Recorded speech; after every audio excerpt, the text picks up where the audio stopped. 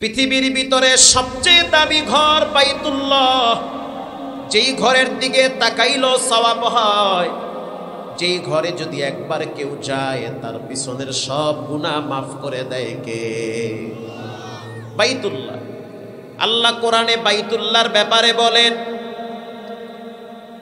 ইন্না আউওয়ালা বাইতিন উদিআ লিন-নাস লাল্লাযী বিবাক্কাতা মুবারাকান ওয়া হুদাল লিল-আলামিন। দা কিয়ামত গুরবাগু ইয়ামজি কালাম সদ কিয়ামত বখজর দিনা তামাম। বাইতুল্লাহ নিঃসন্দেহে আমাদের জন্য নিয়ামত, এটা আল্লাহর ঘর। এই ঘরটা কার মাধ্যমে নির্মাণ করলেন? নির্মাণ করেছেন ইব্রাহিম নবীর মাধ্যমে। ঘর যেমন হয় ঘরের মিস্ত্রিও কিন্তু তেমনই হয়, কথা ঠিক না? ঘরটা যদি সুন্দর হয়, আপনারা কি ঘরের প্রশংসা করেন না মিস্ত্রির? মিস্ত্রির, কারণ মিস্ত্রি যেমনে ঘর বানাইছে ঘরটা তো হেমনি হয়েছে।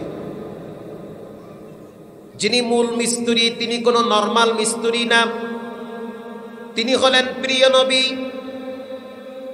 সমস্ত মুসলিম উম্মার পিতা ইব্রাহিম আলাইহিস সালাতু ওয়াস সালাম, তিনি এই ঘরটাকে নিজ হাতে নির্মাণ করেছেন। তো ঘর বানাইতে গেলে তো কষ্ট হয়, শরীরের ঘাম ঝরে। আল্লাহ কয়, ইব্রাহিম তুমি একা আমার ঘর নির্মাণ করতে পারবে না, তোমার সন্তান ইসমাইলকে তোমার সহযোগী বানায় দিছি, যাও বাপ বেটা মিলে আমার ঘরটারে বানাও। সুবহানাল্লাহ বলেন। বাপ বেটা দুইজনে মিলে কার ঘর বানায়? আল্লাহর ঘর। ইব্রাহিম নবী কিছু কাজ কমপ্লিট করলেন, এরপরে উপরে লাগ পায় না, সন্তানও লাগ পায় না। আল্লাহ রাব্বুল আলামিনের কাছে দোয়া করলেন, আল্লাহ ঘর তো নির্মাণ করতেছি, আমি তো আর উপরে উঠতে পারি না, লাগ পাইতেছি না। আল্লাহ কয়, ইব্রাহিম আমি জান্নাত থেকে একটা পাথর পাঠায়া দিতেছি, সেই পাথরে তুমি দাঁড়াবা, তুমি যেখানে উঠতে চাবা পাথর তোমাকে সেখানে নিয়ে যাবে। তনির রাজিম।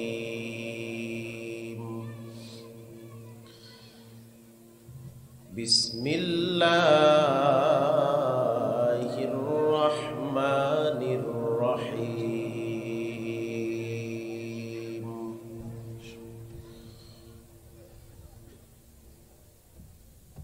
ওয়াত-তিনি ওয়াজ-যাইতুন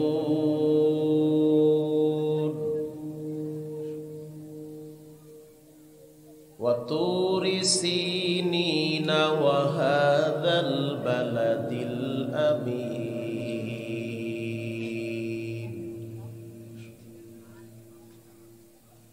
লাকাদ খালাকনাল ইনসানা ফি আহসানি তাকওয়িম।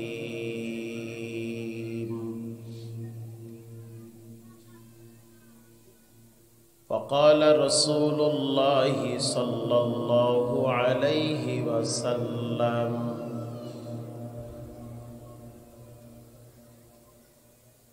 من يرد الله به خيرا يفقهه في الدين.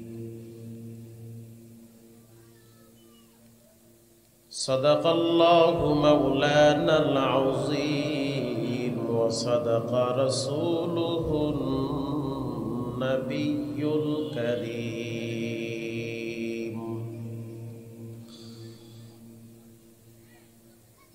ونحن على ذلك من الشاهدين والشاكرين،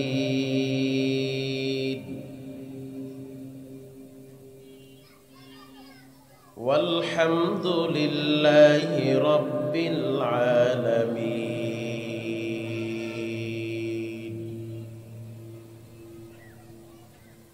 اللهم صل على روح محمد الأرواح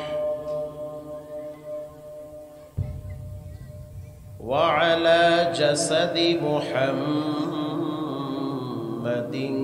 في الأجساد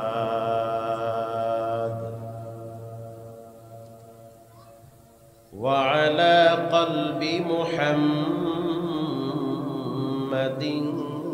في القلوب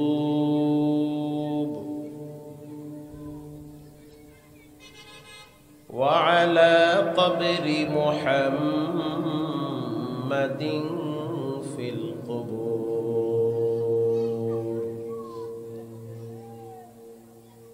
سبحانك لا علم لنا إلا ما علمتنا إنك أنت العليم الحكيم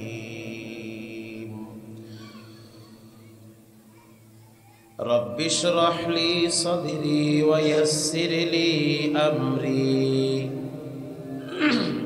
واحلل عقدة من لساني يفقه قولي الحمد لله সাউন্ড কর কেউ আওয়াজ করলে ডাইরেক্ট স্টেজে নিয়ে আইবেন আমার পাশে বইবে আওয়াজ শুনবে ইনশাআল্লাহ ইনশাআল্লাহ ফেব্রুয়ারি মাসের 4 তারিখে জামালপুরে মেলান্দ একটা থানা আছে রেল লাইন ট্রেন চলতেছে খুব রিস্কের জায়গা তো রেল লাইনের উপরে বসে বসে দুইটা যুবক পাবজি খেলাইতেছে পাবজি মুরব্বীরা পাবজি বুঝবে না মুরব্বীরা মনে করে পাবজি কি খায় না মাথায় দেয় কিন্তু মুরব্বীগো নাতিরা ভালো বোঝে কথা ঠিক না ঠিক পাবজি কারে কয় তো ট্রেনে এত হরেন দেয় লড়ে চড়ে না ট্রেনের আওয়াজ ছোট না বড় ওরে সুবহানাল্লাহ মরা মানুষ দিন দয়া যায় এত বিকট সাউন্ড এত আওয়াজ দেয় ক লড়ে চড়ে না কারণ কানের ভিতরে তো বরকতি হেডফোন আছে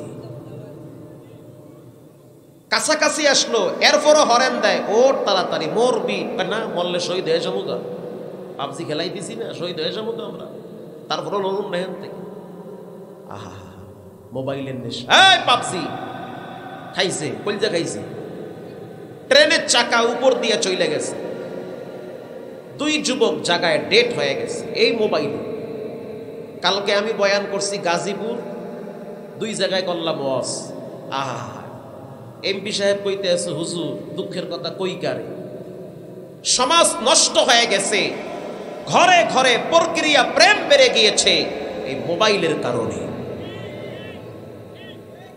স্কুলের ভিতরে স্যার টিচিং দেয় আমার দিকে টিচিং দেয় আর ছাত্র পিছনে বসে বসে মোবাইল টিপে কথা ঠিক না ঠিক শিক্ষক যদি ধমক দেয় ছাত্র উল্টা ধমক দেয়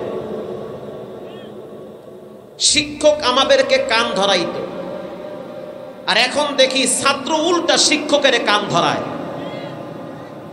এই অভদ্রতা আমি কোথা থেকে শিখলো আমার দিল বলতেছে এই ছেলে মেয়ে নষ্ট হওয়ার পিছনে সবচেয়ে বড় কারণ হলো এদের ফ্যামিলির শিক্ষা ভালো ছিল না পরিবারের শিক্ষা ভালো নাই মা বাবার থেকে ভালো শিক্ষা পায় নাই আমরা এখনো তো মুরব্বী দেখলে হাতটা বাড়ায় দিই কেমন আছেন চাচা একটু দোয়া কইরেন ইজ্জতের সহিত আল্লাহ চালাইতেছে তোমরা খাবা কি করিয়া মানুষের অভিশাপ কত নিবা কত মানুষের বরদোয়া নিলে তুমি তৃপ্ত হবা 13 বছরের পোলা হেও দেখি বটগাছতলায় বইয়া বইয়া বিড়ি খায় আমার আওয়াজটা মনে হয় আপনারা ক্লিয়ার শোনেন না ক্লিয়ার শোনেন তো কই লরেন চলেন না দি প্রিয় ভাইরা আমার ক্লাস 6 এ পড়ে হেও দেখি বটগাছতলায় বইয়া বইয়া বিড়ি খায় ইমাম সাহেব কয় তুই বিড়ি খাও কা হুজুর আপনি দেখছেন কেমনে এই যে দোয়া উঠতে আছে দেখছি বিড়ি খাও না আগরবাতি বিড়ি খাই কেন বিড়ি খাও আমার ভিতরটা জইলা পুইরা গেছে গা ভিতর জলে ঠান্ডা করা লাগবে এ ভাই বিড়ি খাই কি মানুষ টেনশন কমানোর জন্য না বাড়ানোর জন্য কমানোর জন্য, মানসিক অশান্তি দূর করার জন্য সিগারেট খায়, খাইলে অশান্তি জায়গা, মোটামুটি ভিতরে ভিটামিন ঢোকে তো শরীর ঠান্ডা হয়ে যায়। ইমাম সাহেব জিগায়, তোর নাক দিয়া চাপ দিলে দুধ পরে, তুই বিড়ি খাও কা? হগার হুমগা। আমি তো মানসিক ডিপ্রেশনে ভুগতেছি, যন্ত্রণায় ভুগতেছি। কিসের যন্ত্রণা? সমস্যা হলো আমি একটা মেয়েকে চয়েস করি। আচ্ছা, আসল জায়গায় আসছো, এটাই সত্য কথা, এটাই 100% সত্য কথা।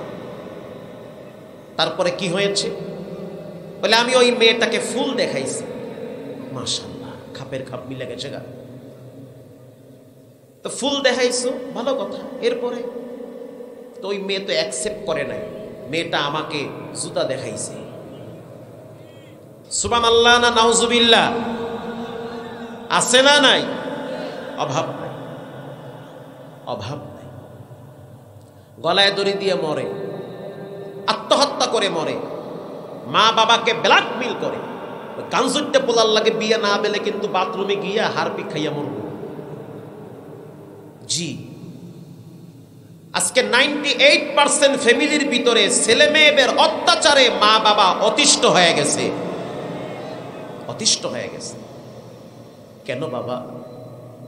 আমার খারাপ ক্যারেক্টারের কারণে আমার আব্বা কেন কষ্ট পাবে? আমার মাইকে আমারে ফেডে রাখকে ঠকছে? আমার আব্বাই আমারে জন্ম দিয়া কি নষ্ট হয়ে গেছে? কেন তার চোখের পানি আমার খারাপ চরিত্রের কারণে ঝরবে?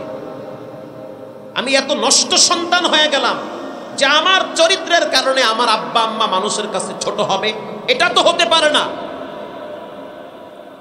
তোমার ক্যারেক্টার, তোমার আচরণ দেখে তোমার আব্বা আম্মা বুক ফুলায় কথা বলবে, ওটা আমার সন্তান। ঠিক না বে ঠিক? ওটা আমার সন্তান। কিন্তু আজকে আব্বা আম্মা ছেলে মেয়েদেরকে পরিচয় দিতে লজ্জা পায়।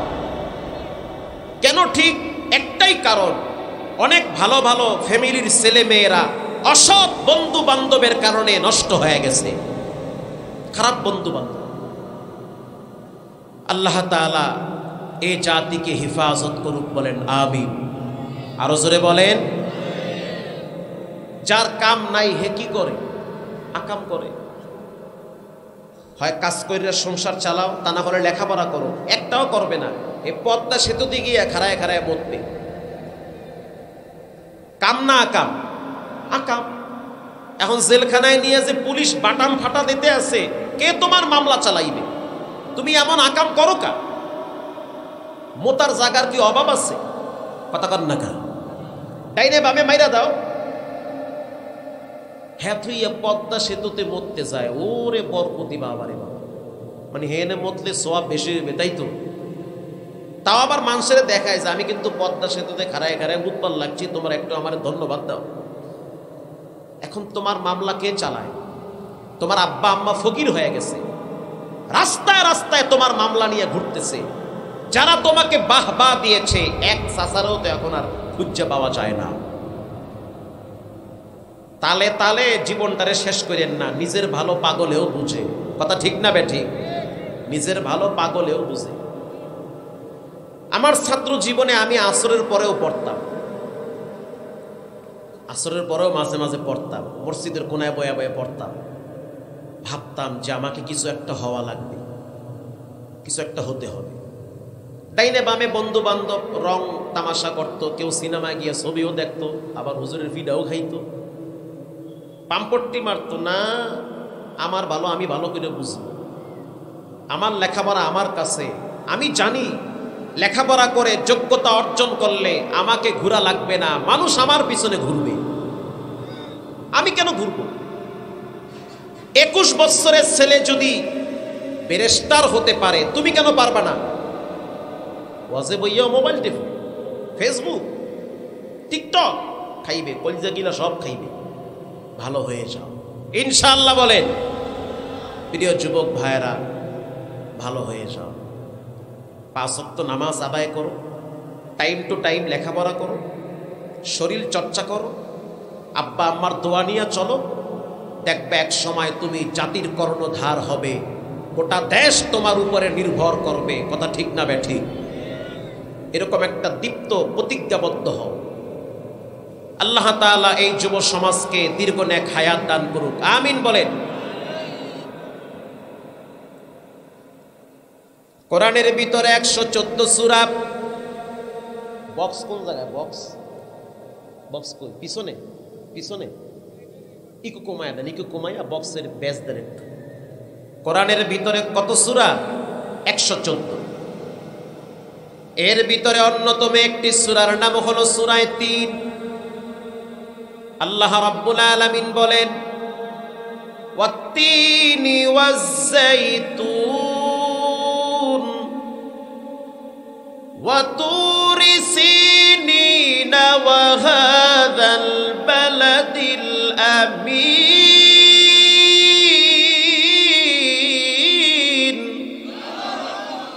মাশাআল্লাহ, আল্লাহু আকবার বলতে বলতে গলা ভাঙিয়ে ফেলা কোনো গুনাহ হবে না, বরং হাত মজবুত হবে। স্ট্রং ভাবে বলেন আল্লাহু আকবার। মাশাআল্লাহ। আর যদি না বলতে ঝিমায় যান, দেখবেন কি বলে, হাড়ের উপরে জং ধরে গেছে গা। এজন্য গলা ফাটায় বলতে হবে, সব ক্ষমতার মালিক কে? মাশাআল্লাহ। আল্লাহ রাব্বুল আলামিন বলেন, 3 ফলের কসম।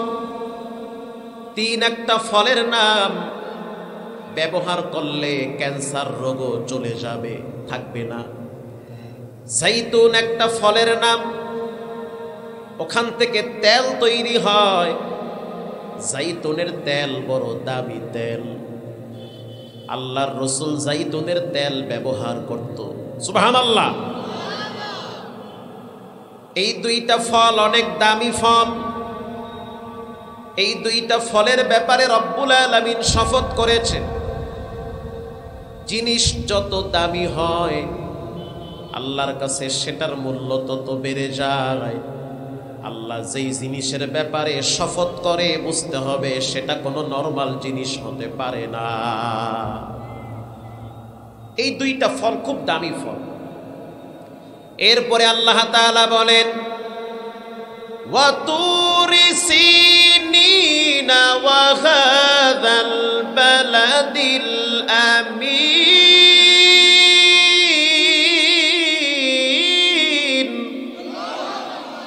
গর্ব সূরা আদমি ইনসাবুদে আহমদ বু জাহলো হামনে কে সাবুদে। পৃথিবীর ভিতরে কে কালো কে পরিষ্কার এগুলোর কোনো ভেদাভেদ আল্লাহর কাছে নাই, বরং যার দিলটা যত ভালো আল্লাহর কাছে সে তত ভালো।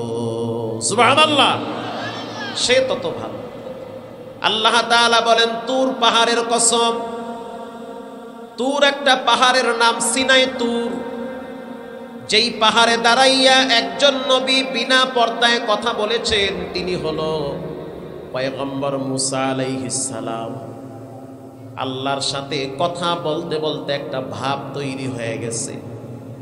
এবার বলে, রব্বি আরনি, আয় আমার রব, তোমার একটু দেখতে মনে চায়। কথা বললে মায়া বাড়ে কি বাড়ে না? ভালোবাসা বাড়ে। আড়াল থেকে কথা বলো, এত সুন্দর কথা, একটু আমারে দেখা দাও। আল্লাহ রাব্বুল আলামিন বলেন, লান তারানি, মুসা তোমার চর্ম চোখ দিয়ে আমি আল্লাহরে দেখতে পারবা না। মুসা নবী কি ঠান্ডা নবী না গরম নবী? নরমাল গরম না বেশি গরম? বেশি গরম। মুসা আলাইহিস সালাম বললেন, যা আমি দেখবই দেখব। আল্লাহ রাব্বুল আলামিন বললেন, মুসা তাহলে একটু তুর পাহাড়ের দিকে তাকাও। মারহাবা, পাহাড়টার দিকে তাকাও। ফালাম্মা তাজাল্লা রব্বুহু জাআলা দাক্কা, একটু তাকাও পাহাড়ের দিকে। যদি পাহাড়ের দিকে তাকাও তো আমার একটা নূর তুমি দেখতে পাবে। 70,000 নূরের পর্দা ভেদ করে আল্লাহ পাকের একটু নূর পাহাড়ে আল্লাহ ছেড়ে দিয়েছে। মুসা আলাইহিস সালাম তাকাবার সাথে সাথে বেহুশ হয়ে গেছে। পুরা পাহাড়ে আগুন ধরে গেছে। আল্লাহু আকবার। সেই পাহাড়ের সুরমা দিয়া মানুষ চোখে লাগায়। আল্লাহর হাবিব সুরমা ব্যবহার করত। কেউ যদি সুরমা ব্যবহার করে তার চোখের পাওয়ার নষ্ট হবে না। কেউ যদি সুরমা ব্যবহার করে তার ব্রেন ঠান্ডা থাকবে। এখন তো বাংলাদেশে অরিজিনাল সুরমা পাওয়া যায় না। ওই দেশের সুরমা বাংলাদেশে আসতে আসতে অর্ধেক 2 নম্বর হয়ে যায়। সেই পাহাড়ের কসম করেছেন রব্বুল আলামিন। এরপরে আল্লাহ তাআলা আরো একটা কসম করেন, ওয়াহাদাল বালাদিল আমিন, পবিত্র মক্কা নগরীর কসম। পৃথিবীর ভিতরে সবচেয়ে দামি ঘর বাইতুল্লাহ, যেই ঘরের দিকে তাকাইলো সওয়াব হয়, যেই ঘরে যদি একবার কেউ যায় তার পিছনের সব গুনাহ মাফ করে দেয় কে? বাইতুল্লাহ। আল্লাহ কোরআনে বাইতুল্লাহর ব্যাপারে বলেন, ইন্না আউওয়ালা বাইতিন উদিআ লিন-নাস লাল্লাযী বিবাক্কাতা মুবারাকান ওয়া হুদাল লিল-আলামিন।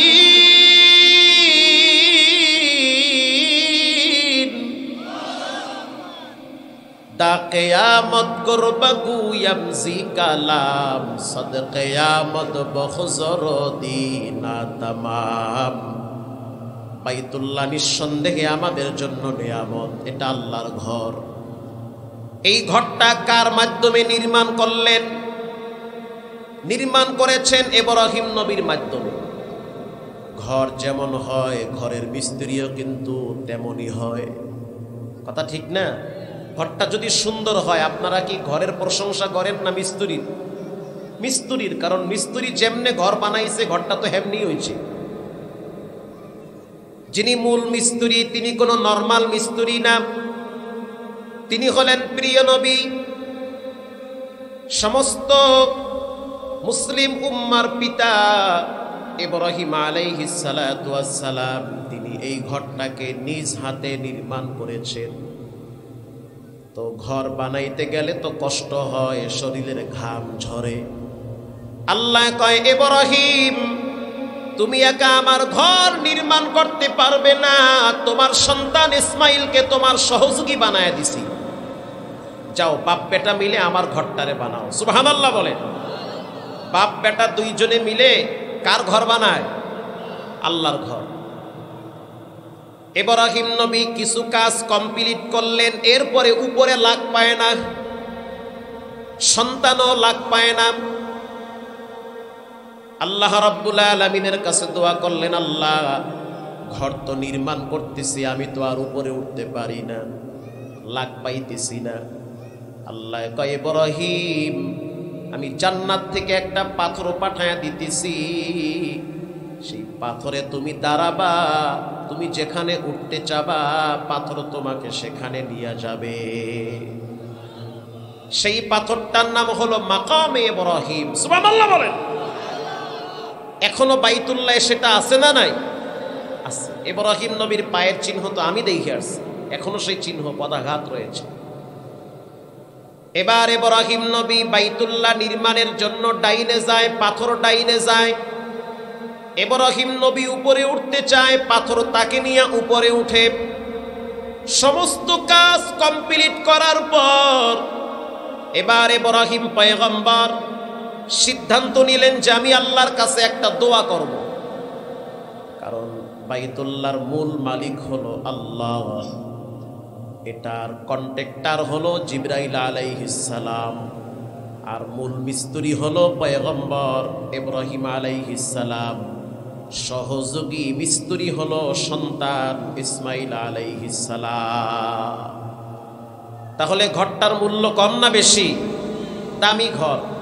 আমার সাথে এক সন্ত্রাস হজে গিয়েছিল,